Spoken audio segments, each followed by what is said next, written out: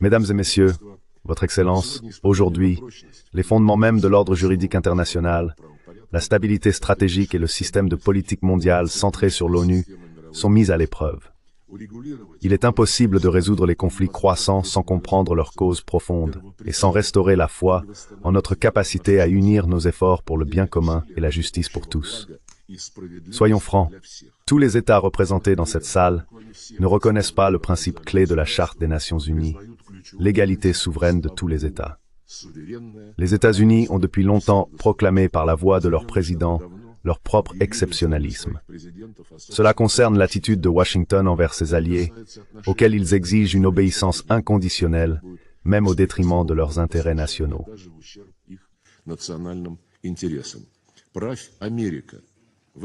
Dirige l'Amérique, c'est l'essence de l'ordre prétendu basé sur des règles, une menace directe à la multilatéralité et à la paix internationale.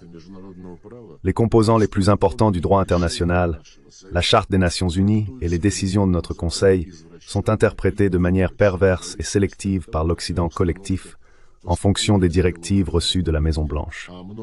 Et de nombreuses résolutions du Conseil de sécurité sont tout simplement ignorées. Parmi elles, la résolution 2202 qui a approuvé les accords de Minsk sur l'Ukraine, la résolution 1031 qui a ratifié l'accord de Dayton sur la paix en Bosnie-Herzégovine, basé sur le principe de l'égalité des trois peuples constitutifs et des deux entités. On pourrait parler indéfiniment du sabotage des résolutions sur le Moyen-Orient.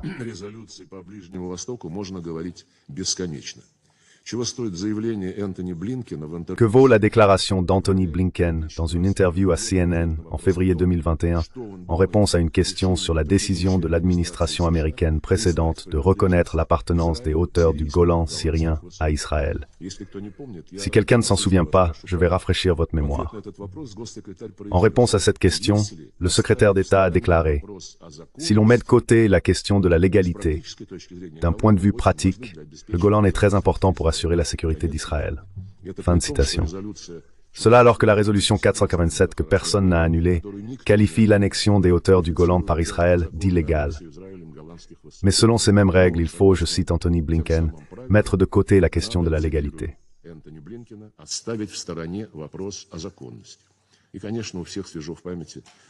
Et bien sûr, tout le monde se souvient de la déclaration du représentant permanent des États-Unis, selon laquelle les résolutions 2728, adoptées le 25 mars sur un cessez-le-feu immédiat dans la bande de Gaza, n'ont pas de caractère juridiquement contraignant. Autrement dit, les règles américaines sont plus importantes que l'article 25 de la Charte des Nations Unies. Au siècle dernier, George Orwell, dans sa nouvelle La ferme des animaux, avait déjà prévu l'essence de l'ordre basé sur les règles. Je cite, « Tous les animaux sont égaux, mais certains sont plus égaux que d'autres. Si vous suivez la volonté de l'hégémon, tout vous est permis.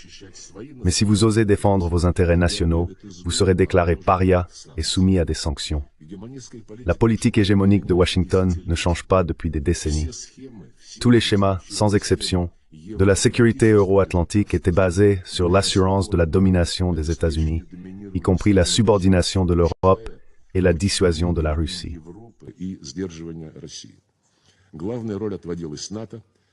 Le rôle principal était attribué à l'OTAN, qui a finalement pris le dessus sur l'Union européenne, créée pour les Européens, privatisant sans vergogne les structures de l'OSCE en violation flagrante de l'acte final d'Helsinki. L'expansion effrénée de l'OTAN, malgré les multiples avertissements de Moscou, a provoqué la crise ukrainienne, à commencer par le coup d'État organisé par Washington en février 2014. Cela a été fait pour établir un contrôle total sur l'Ukraine afin de préparer une offensive contre la Russie avec l'aide du régime néo-nazi porté au pouvoir.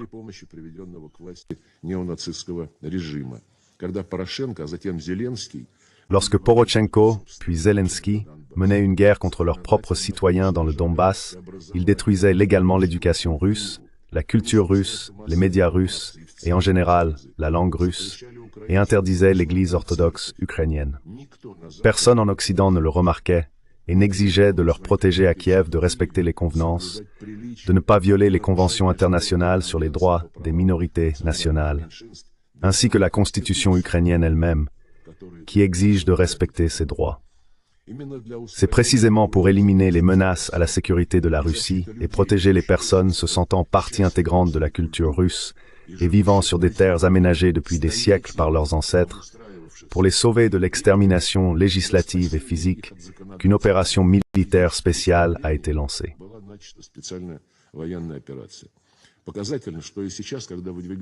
Il est révélateur que même maintenant, alors que de nombreuses initiatives pour le règlement ukrainien sont proposées, peu de gens se souviennent des violations des droits de l'homme et des minorités nationales par Kiev.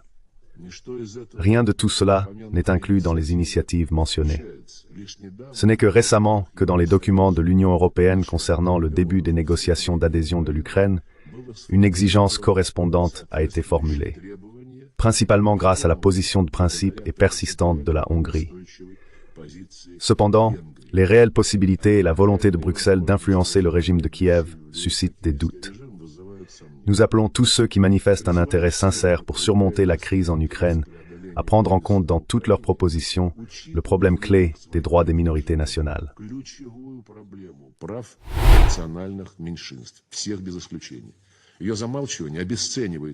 Tout le monde sans exception.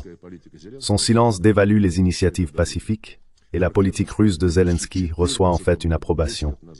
Il est caractéristique qu'en 2014, Zelensky ait déclaré, je cite, « Si dans l'est de l'Ukraine et en Crimée, les gens veulent parler russe, laissez-les tranquilles. Donnez-leur le droit de parler russe sur une base légale. La langue ne divisera jamais notre pays natal. » Depuis lors, Washington l'a rééduqué avec succès. Et déjà en 2021, Zelensky, dans l'une de ses interviews, exigeait de ceux qui se sentent liés à la culture russe de partir en Russie pour l'avenir de leurs enfants et petits-enfants.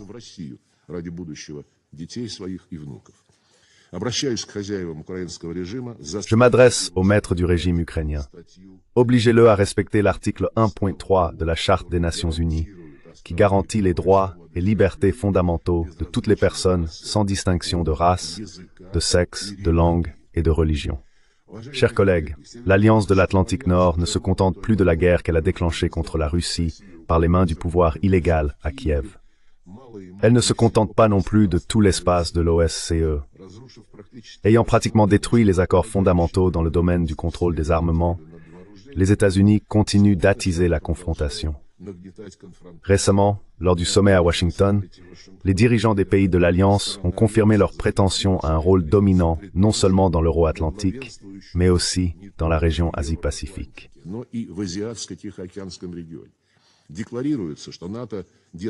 Il est déclaré que l'OTAN continue de se concentrer sur la tâche de protection du territoire et de ses membres. Mais pour cela, il est nécessaire d'étendre la domination de l'Alliance à tout le continent eurasiatique et aux zones maritimes adjacentes. L'infrastructure militaire de l'OTAN avance dans la région du Pacifique, dans le but de saper l'architecture centrée sur l'Asie, qui a été construite pendant des décennies sur des principes d'égalité, de prise en compte des intérêts mutuels et de consensus. Au lieu des mécanismes inclusifs créés au fil des décennies, les États-Unis et leurs alliés forment des blocs fermés et conflictuels sous leur contrôle, comme l'AUKUS et d'autres quadrilatères et trilatères. Récemment, la sous-secrétaire à la défense des États-Unis, Kathleen Hicks, a déclaré que les États-Unis et leurs alliés devaient se préparer à des guerres prolongées, non seulement en Europe.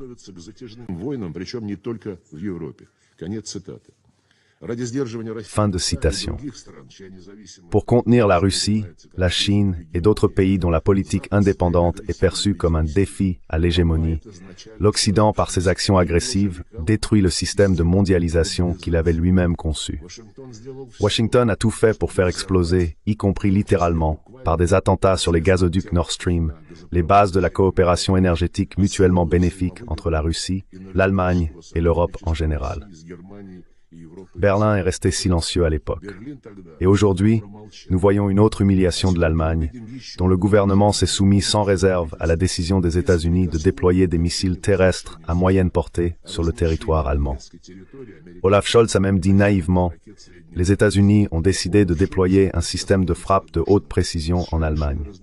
Et c'est une bonne décision. Les États-Unis ont décidé. » Et malgré tout cela, M. Kirby, coordinateur des questions médiatiques à Washington, déclare au nom du président des États-Unis, je cite, « Nous ne cherchons pas à déclencher la Troisième Guerre mondiale. Cela aurait des conséquences terribles pour le continent européen. » Fin de citation. Comme on dit, un lapsus freudien. C'est-à-dire que Washington est convaincu que d'une nouvelle guerre mondiale, ce ne sont pas les États-Unis qui souffriront, mais leurs alliés européens. Si les stratégies de l'administration Biden sont basées sur une telle analyse, c'est une erreur extrêmement dangereuse. Et les Européens, bien sûr, doivent réaliser le rôle suicidaire qui leur est réservé. Les Américains, en mobilisant tout l'Occident collectif, étendent la guerre économique et commerciale contre ceux qui leur déplaisent, lançant une campagne sans précédent de mesures coercitives, unilatérales, qui frappent en premier lieu l'Europe comme un boomerang et conduisent à une fragmentation accrue de l'économie mondiale.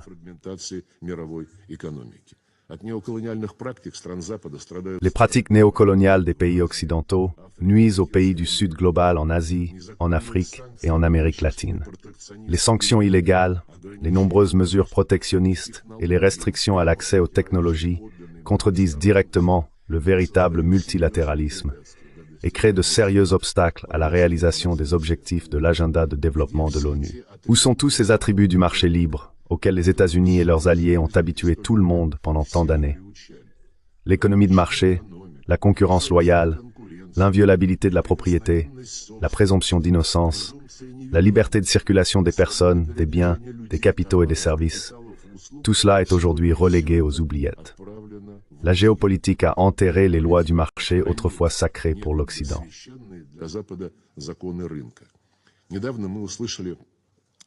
Récemment, nous avons entendu les demandes publiques des responsables officiels des États-Unis et de l'Union européenne, ainsi que de la République populaire de Chine, de réduire la production excédentaire dans les secteurs de haute technologie.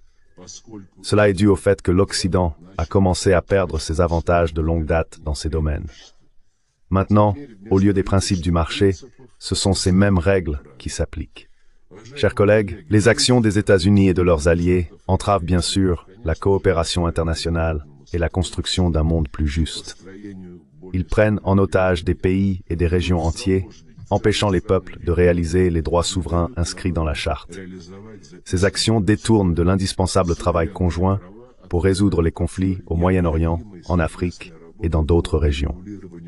Elles entravent également les efforts pour réduire les inégalités mondiales, éliminer les menaces du terrorisme et du trafic de drogue, ainsi que la faim et les maladies.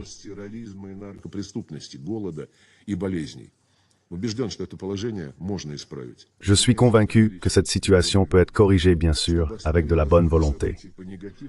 Pour arrêter le développement des événements selon un scénario négatif, nous voulons proposer pour discussion une série de mesures visant à rétablir la confiance et à stabiliser la situation internationale.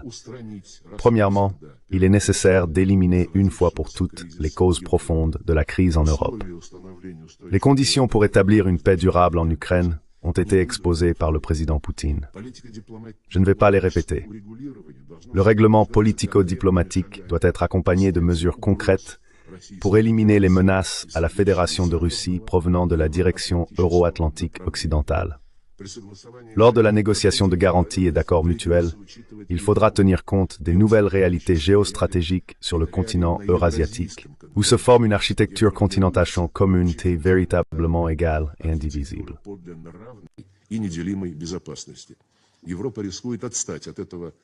L'Europe risque de rester à la traîne de ce processus historique objectif.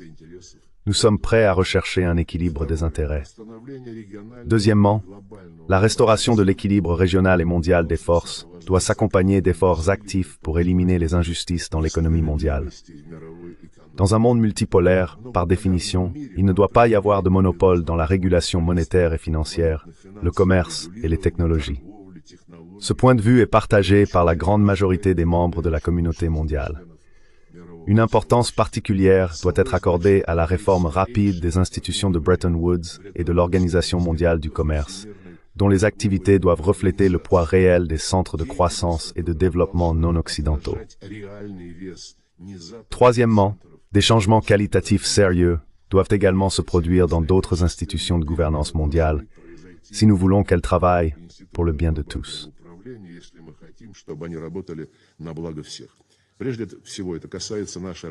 Tout d'abord, cela concerne notre organisation, qui jusqu'à présent, malgré tout, incarne le multilatéralisme, possède une légitimité unique et universelle et une compétence largement reconnue. Une étape importante vers la restauration de l'efficacité de l'ONU serait la réaffirmation par tous ses membres de leur engagement envers les principes de la Charte, non pas de manière sélective, mais dans toute leur plénitude et leur interconnexion. On peut réfléchir ensemble à la forme que pourrait prendre une telle réaffirmation. Un grand travail est réalisé par les groupes d'amis en défense de la Charte de l'ONU, formés à l'initiative du Venezuela. Nous invitons tous les pays qui croient encore en la primauté du droit international à se joindre à leur travail.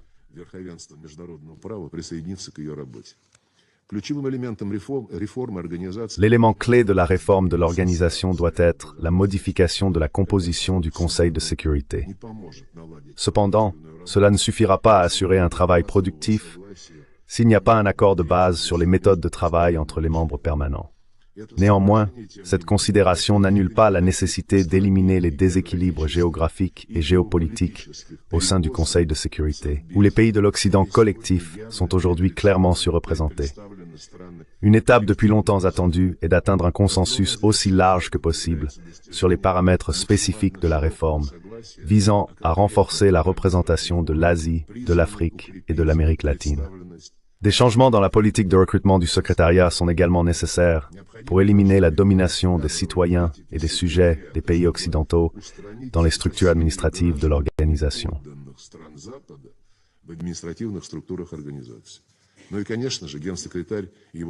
Bien sûr, le secrétaire général et ses collaborateurs doivent respecter strictement, sans aucune exception, les principes d'impartialité et de neutralité, comme l'exige l'article 100 de la Charte des Nations Unies, ce que nous ne cessons de rappeler. Le renforcement des principes multipolaires de la vie internationale doit contribuer non seulement à l'ONU, mais aussi à d'autres associations multilatérales. Parmi elles, le groupe des 20, où sont représentés à la fois les pays de la majorité mondiale et les États occidentaux. Le mandat du G20 est strictement limité aux questions économiques et de développement. Il est donc important que le dialogue substantiel sur cette plateforme soit exempt de tentatives opportunistes d'introduire des sujets géopolitiques. Sinon, nous compromettrons cette plateforme utile. Les BRICS et l'Organisation de coopération de Shanghai jouent un rôle de plus en plus important dans l'établissement d'un ordre juste et multilatéral basé sur les principes de la Charte.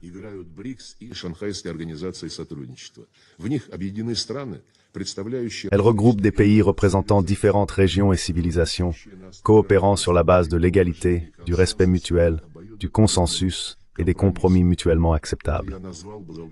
C'est ce que j'appellerais le standard d'or de l'interaction multilatérale impliquant les grandes puissances. Des associations régionales telles que la Communauté des États indépendants, l'Organisation du Traité de sécurité collective, l'Union économique eurasiatique, l'ASEAN, le Conseil de coopération des États arabes du Golfe, la Ligue des États arabes, l'Union africaine, la CELAC ont une importance pratique pour l'affirmation de la multipolarité.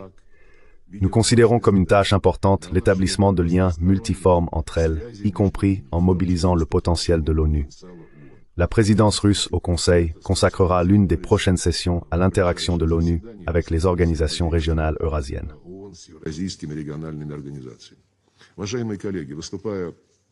Chers collègues, lors de son discours au Forum parlementaire des BRICS à Saint-Pétersbourg le 9 juillet, Vladimir Poutine a déclaré que l'établissement d'un ordre mondial reflétant l'équilibre réel des forces est un processus complexe et souvent même douloureux.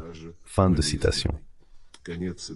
Nous estimons que les discussions sur ce sujet doivent se dérouler sans sombrer dans une polémique stérile, sur la base d'une analyse lucide de l'ensemble des faits. Il est avant tout nécessaire de rétablir une diplomatie professionnelle, une culture du dialogue, la capacité d'écouter et d'entendre, de maintenir des canaux de communication en cas de crise. Les politiciens et les diplomates sont-ils capables de formuler une sorte de vision commune de l'avenir?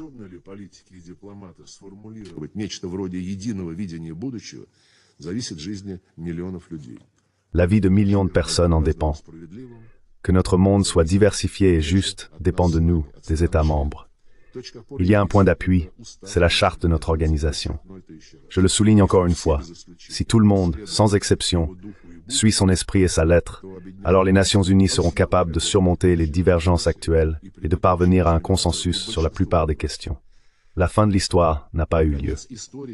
Travaillons ensemble dans l'intérêt du début d'une véritable multilatéralité, reflétant toute la richesse de la diversité culturelle et civilisationnelle des peuples du monde. Nous vous invitons à la discussion.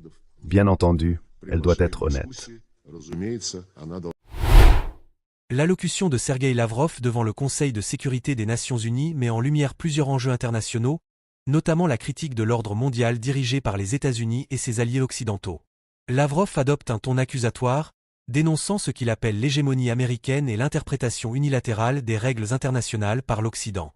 Cette rhétorique, caractéristique de la diplomatie russe, s'inscrit dans une volonté de contrer l'influence occidentale et de promouvoir un ordre multipolaire. Un critique de l'ordre fondé sur des règles.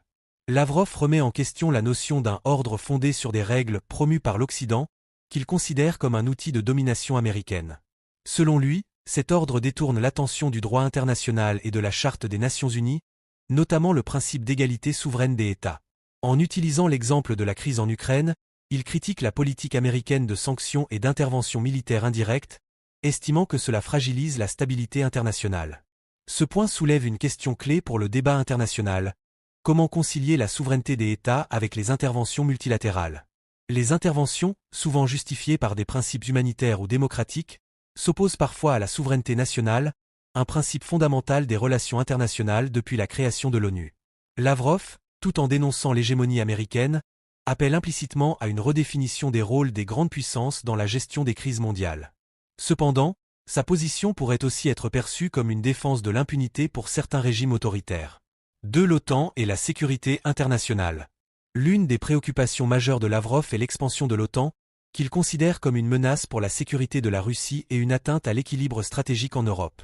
Il attribue à cette expansion la responsabilité de la crise ukrainienne, accusant les États-Unis d'avoir orchestré un coup d'État en 2014.